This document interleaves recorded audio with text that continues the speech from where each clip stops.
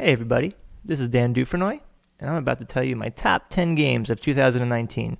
This is just a personal list of the 10 games that, I really love from this year, and there was a lot of really, really good games, so, I'm sad that a few games didn't make the cut, but for me, this is just my personal top 10, and I hope you enjoy. Number 10, Katana Zero. This game is just awesome. The art style, the music, the fast-paced action. I love the feel of the gameplay, the set pieces, environments, the story. I pretty much love everything about this game. You get to play as a samurai in a 2D side-scrolling epic, and it's super well executed here. Each area has a certain number of enemies, and different types of enemies, and before you go in for the attack, you have to carefully plan out your movements. And once you have your blueprint down, then you have to execute it. And that's the fun, because when you execute your plan well, you just did awesome samurai stuff, and it's really cool. The accompanying story is super interesting too. Very Metal Gear Solid 2-ish, for those that have played that game would definitely understand what I mean by that. And as much as maybe we've seen stuff like this done before, it fits the game super well and adds a cool element to a 2D side-scroller. This game is just fun, interesting, and a joy to play, and the replay value is very high for me. It's definitely one of the best games this year, in my humble opinion. Number 9, Devil May Cry 5. So I've never played any of the Devil May Cry games other than this one, and I'm glad I gave this one a spin, and it makes me interested to play the other games. First off, it's incredibly polished. The sound, the controls, the graphics are truly impeccable. Yet the charm of this game is the over-the-top angst and silliness of the whole thing. You switch between a bunch of demon hunters, the too cool, fun, and over-the-whole-thing Dante, the angry and brash Nero, and the brooding self-serious V. What I love about this game is all this super self-serious eye-rolling nonsense. It's super tongue-in-cheek, and, I couldn't help but crack up when something happened. The gameplay is really fun too. Learning the combos to create a move that is super sexy styly, or whatever is great. Devil May Cry 5 is just good fun, and I enjoyed every minute of it. Number 8, Fire Emblem 3 Houses. Characterization in video games is something I love, and very few games deliver the way that this one does. In the same way I feel about Mass Effect 2, the overarching story is decent, but it is each character and their personal story that made me want to come back. The story as a whole maybe wasn't, the best story I ever heard, but each character was intriguing and interesting, and that's what I loved about this game. There are loads of characters in this game, loads, and each one of them is thoughtful and fleshed out. Many games would not be able to handle a roster this size, yet Fire Emblem does it incredibly. Anybody wanting to make a game this way should really look to Fire Emblem because I have not seen it done better when it comes to scope and delivery. The gameplay and set pieces are incredible too, and just add to the whole aesthetic. The replay value is high for me on this one because there are not only 3 houses you can choose from, but also each house has a different arc and different characters that you can recruit. It's incredible. I look forward to all the Fire Emblem games, but this one specifically was ahead of the curve for me. I love this game.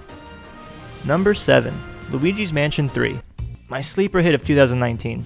I missed this game when it came out and didn't really give it a second thought until I received it as a gift. And man, I wish I played this game earlier so I could sing its praises during our Game of the Year episode. This game is pure fun and one of the best Mario Bros. Games I've played. It has all the charm of a Nintendo game, all the charm that we love from Nintendo. The silly characters, the ingenious gameplay, and the fun. It's nice to play a game you can just sit back to and enjoy. I think the level design and bosses really stand out here. Each one is meticulously crafted and well fleshed out, and I can't think of one moment I was bored. There's a decent amount of content here, and the replay value is insanely high. For a year where games like Star Wars Jedi, Fallen Order, Death Stranding, The Outer Worlds, and Resident Evil 2 missed my cut, I think it just speaks to how special Luigi's Mansion 3 is, and I'm happy to give him the love that he deserves. Number 6, Slay the Spire. Card-based games don't really hook me, but man, this year has had some really good ones. It was between this game or Dicey Dungeons, but this one took the cake, because there's just something about it that dragged me in. Maybe it was the awesome art style, or fantasy setting, the ominous music, or just the whole doing amount of interesting permutations you can make with each character and their card sets. I got hooked with this game and didn't want to put it down until I slayed the Spire, and then I wanted to do it again. I don't know, this game was just a real treat and taught me how to appreciate games of this genre when I previously had very little experience. Slay the Spire is a game I would continue to come back to anytime I have a little free time. Number 5, Ape Out. Ape Out has a special place in my heart, as someone who always hated the fact that humans kept animals in cages, So this game provides a scenario where an ape performs a great escape, a regular dream for me. Everything from the intense jazz that accents with each hit you make, the striking visuals and art style, and the beat-em-up gameplay makes this game something incredibly interesting to behold. I beat this game in one afternoon because I just couldn't put it down. It's fun, it's quick, it's snappy, and just one great experience and one of my favorites of the year. Remember, zoos are just jails for animals, man. Number 4, Control. I have beaten Control. I have explored practically all of the vast reaches of this game, every nook and cranny, read all the emails, listened to all the audio logs, yet I still want more. More in the way that I still want to be in that world. It is so fascinating to me that I just can't get enough. The Bureau and all of its contents have created one of the most intriguing video game experiences in recent memory. The cinematic nature of your experience, the eeriness of the enemy's environments, the way landscapes shift and change all create a psychotic, doors of perception-esque trip that I'll remember for a very long time.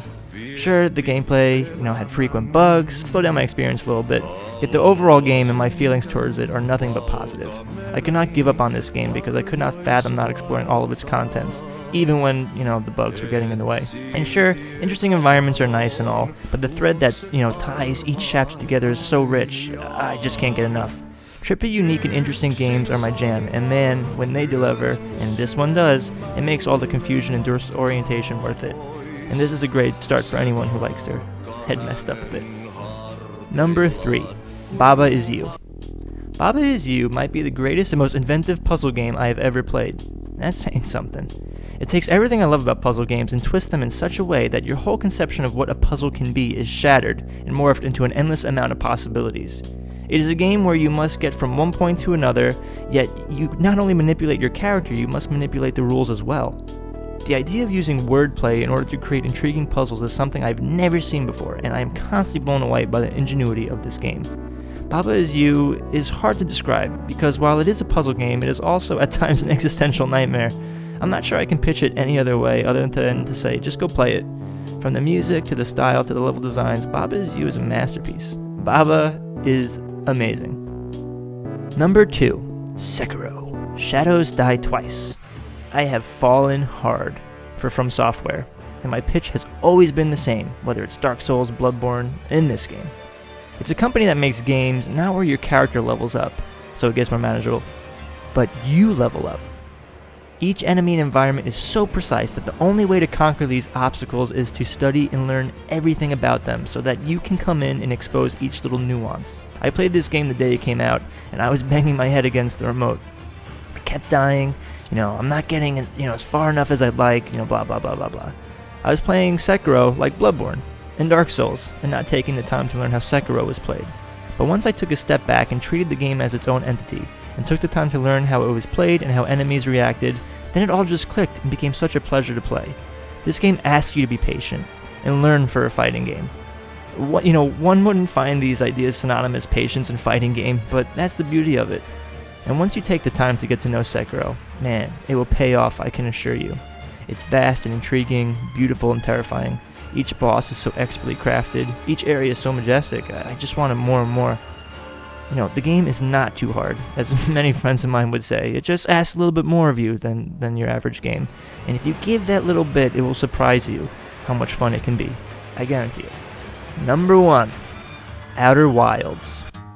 I've had very few art experiences that have had a profound effect on the way I see the world and my thoughts on it. Some that come to mind was the first time I saw the movie Do the Right Thing, or the first time I heard the music of The Clash, and now when I first played through Outer Wilds. These pieces of art have shown me through their respective mediums the way art can challenge you and help you grow as a person by experiencing it. Outer Wilds is a profound experience that creates a universe where your personal journey is at the heart of this adventure. Each planet you visit is intriguing and beautiful, scary, sad, and touching. The stories you learn about an ancient civilization on the brink of impending doom and how it correlates with your own current civilization bring about questions and thoughts on life and death, as well as the interconnectedness that has moved me deeply and what sets this game apart from the rest. The beauty in life is that there will be an end that nobody can change or run from, no matter how smart we are, no matter how technologically advanced we are. Nothing will stop the sun from eventually burning out and ending us. It is scary. Yet each of us has to face this, and we can either face this alone or together. You spend most of the game solitary, moving from one area to the next.